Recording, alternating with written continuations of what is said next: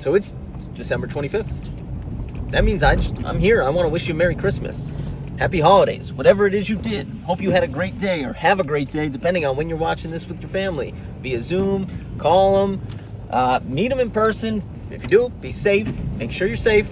Whatever it is that you're going to do, enjoy it, right? Because it's about being with the people that you love or being around the people you love. But it's also December 25th, and that means there's a football game. And I'm not sure if this is a normal thing. I can't really recall if they normally have football games on Christmas, but they have one today. And it's not really night. It's not a night game. They have it smack dab in the middle of the day, 4:30. Great time. You have your morning thing with whatever part of your family that you do. And then, you watch a little football game, and then you go have a nightcap somewhere else.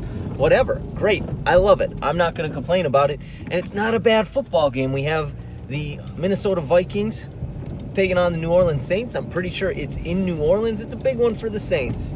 They just need to win one of the last two games to lock up their division, to lock up the NFC South, because the Bucs are currently a game behind them, and they beat the Bucs twice. So they just need to win one, or they need the Bucs to lose one. That's it. And then they lock up the South.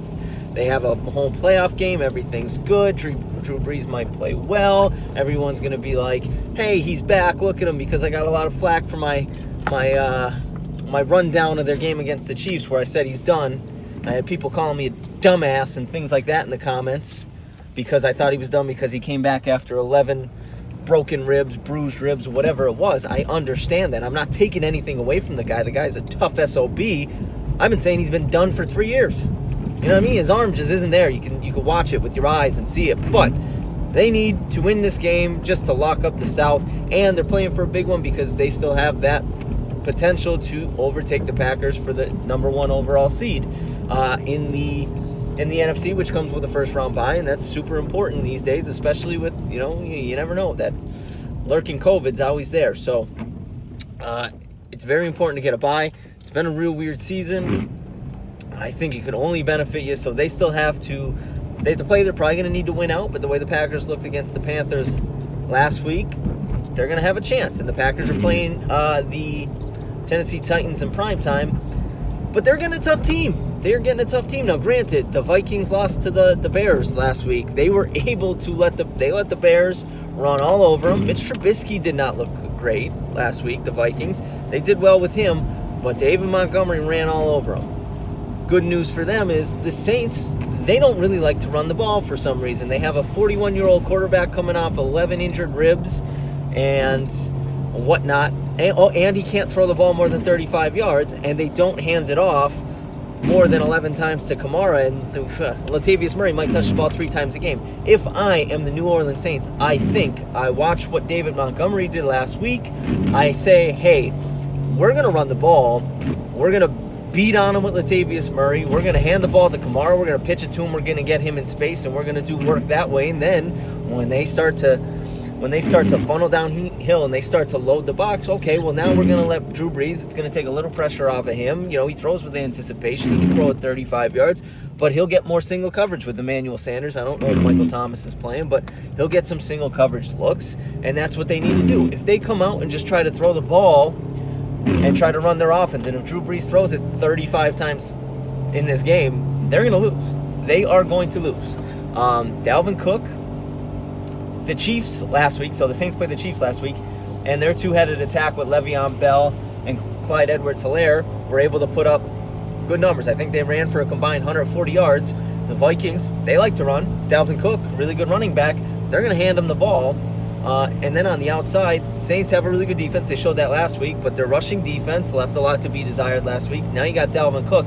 Hey, if you decide that you're going to take away Dalvin Cook, you need to make that decision. You're going to take away Dalvin Cook, or you're going to try to take away Kirk Cousins. I'm going to say that you're probably going to say you're going to assume that the Saints will try to take away Dalvin Cook because he's the best player on the Vikings offense. But they have this young stud. His name is Justin Jefferson. It's almost like I don't know what Adam Thielen's doing this year for the Vikings, but Justin Jefferson is that dude. So if you take away Dalvin Cook, you try to load that box, I mean, it's going to put some pressure. And, hey, maybe you still double-team Jefferson, but they do have that guy named Adam Thielen. Irv Smith is starting to show a couple flashes. There's a reason they drafted him as high as they did. So it's going to be very, very interesting, and it all depends. If the Saints decide that they want to run the ball, they will win this game. If they decide that if Drew Brees throws it 35 times, they don't win this game. They do not win this game, and vice versa. I mean, I don't have to question what the Vikings are going to do. Dalvin Cook is going to touch that ball 20 times as long as they don't get down 21 points real quick in this game in the first half. Like, Dalvin Cook's going to touch the ball 20 times at least. So I have no doubts about what they're going to do. And if the Saints can stop him, that gives them a better chance. But the way they played against the Chiefs last week, like I said, Le'Veon Bell, Clyde Edwards-Helaire, they had their opportunities. They both averaged over 4 yards a carry. Like I said, they got 140 yards. So it's going to be an interesting game. It's all going to be what the Saints decide they want to do. And I think because Sean Payton is that damn good, he's either going to run a lot of bubble screens, a lot of screens, extensions of the run to get it out of Brees' hands quickly, or he's going to run the ball. He's going to look at what David Montgomery did, and he's going to say, hey, we got a guy. His name's Latavius Murray. He can run people down. Like, he's going to wear on defenses, so I'm going to hand him the ball and 15 times, and I'm going to give Kamara the ball 12 times, and we're going to win this game. That's how I see it. I don't know how it's going to go. Again, I'll be able to tell you how it's going to go by halftime. I will be able to tell you who's going to win the game by halftime or early on in the game, first couple drives. Depending on how the Saints play it, I'll be able to tell you who's going to win the game. But right now, I don't know because I need to see what they're going to do. Those are the paths, though, that I see. Those are the paths that each team need to take. The Saints are the better team. They should win this game, but it all depends on if they're smart and do it the right way.